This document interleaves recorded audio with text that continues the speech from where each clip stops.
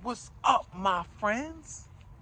Welcome to this amazing day, my friends. Listen, we're approaching Christmas, so I know you're excited, my friend, but let me caution you. Don't get caught up so much with the season, spending money, getting gifts, stressing yourself out, getting depressed. Don't get caught up so much with the season. Try to align yourself more so with the reason for the season, my friend. Figure that out, my friend. Don't get caught up so much in the external, trying to be consistent with the season, trying to do what this season conditions you to do from the world. They condition you to go out and buy gifts and all that for Christmas and things like that, and you got to do this and that, put up the decorations. That's a choice. We've been conditioned to think that this is what we're supposed to do, but no, you're supposed to do whatever you do. You're the king or the queen of your household, my friend. Never forget that. So don't get caught up so much in the external of the season. Align yourself and understand the reason for the season, my friend. Get caught up in that, right? But here's the thing. I got a great message for you today, right? I learned some valuable lessons as a child, and I want to share them with you today. I'm from a very dysfunctional home. I thank God for my parents, my siblings, and things, but it was dysfunctional. But a lot of love, we had love, but it was dysfunctional. So I found refuge in playing football and going to church. Now, football was so significant in my life. It was such a significant part of my life because football is where I learned, of course, group dynamics, team building, and things like that. But I also learned self-esteem and love through football, how to come through for more than just myself. You know what I mean? I learned how to be selfless by playing football. I learned that, I learned how to view the world through football, my friend. So one instance, I was a young kid, maybe 9 years old, 10 perhaps, and I was playing little league football. So we had a great coach. He was well vested into the team, and also his dad was the founder of the team, and things like that. But one thing about the coach, he cursed a lot. And he didn't just curse a little bit or lightly. He cursed, and it felt like it was piercing your heart, my friend. So, as I engaged and as I got better and better and played and things like that, I got cursed at a couple times, and I really didn't like it. More than just didn't like it, but I didn't like how it made me feel. So, but I didn't say nothing. I wasn't bold enough to say anything because I didn't truly understand my feelings surrounding the cursing, right? Until later on, he cursed at me, and I didn't believe that he should have cursed at me. I didn't think that I made a mistake.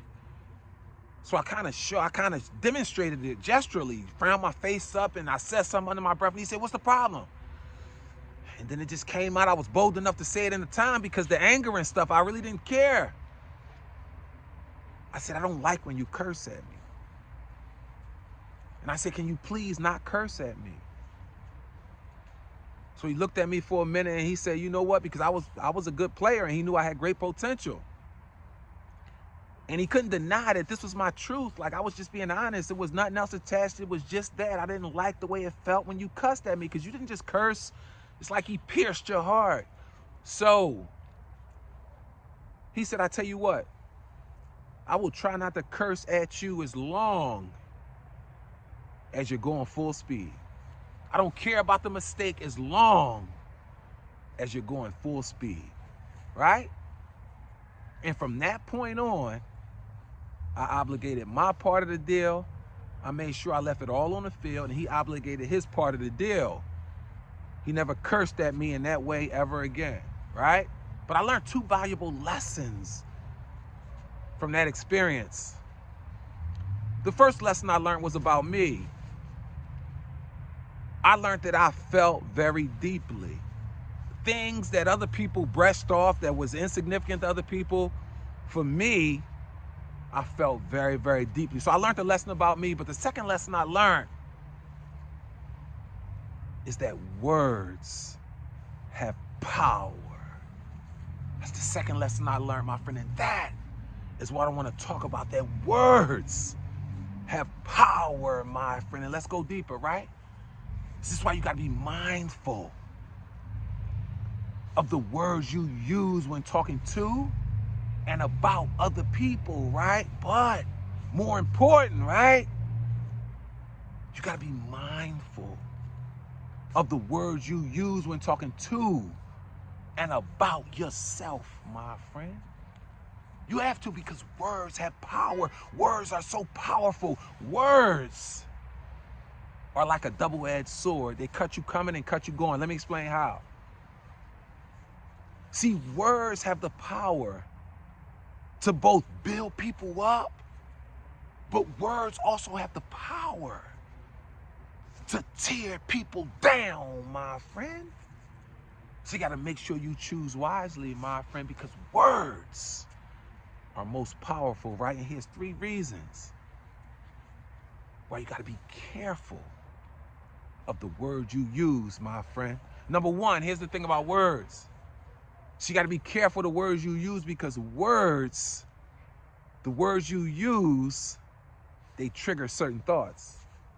And you already know about your thoughts, because your thoughts dictate your entire life, my friend.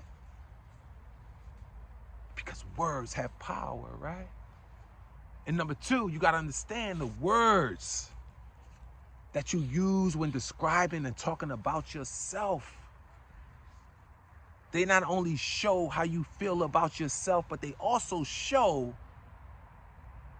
your perspective on life as a whole, my friend. If you listen to somebody long enough, you can figure out basically their entire life, their mindset, what they like, what they dislike, and how they feel about themselves. If you listen long enough, my friend, words are so significant, because words have power, and words are like a double-edged sword. They cut you going in, they can cut you going out, my friend. So make sure you choose wisely, my friend. And number 3, you got to develop a greatness mindset. A mind bold enough to believe, right? And aligning your words, your thoughts, and your actions all up with your truth, my friend, because that puts you in the best, very best position for success, my friend. It's all about alignment, my friend. It's all about alignment. How do you feel about yourself, my friend? You gotta feel good, my friend. You gotta feel great. It's all about feeling good, because when you're your best self, everybody wins, right? But when you're not at your best self, everybody loses, including you, my friend. So make sure you're at your best self. And a large part of you being your best self is being mindful of the words you use, because words both have the power to build people up and tear people down, my friend. But here's the most important thing. Make sure you're not tearing yourself down, my friend. Make sure you're using words to build yourself up, because it all starts and ends with you, because the game is not over until you win, my friend. So never forget this. You were born to be great.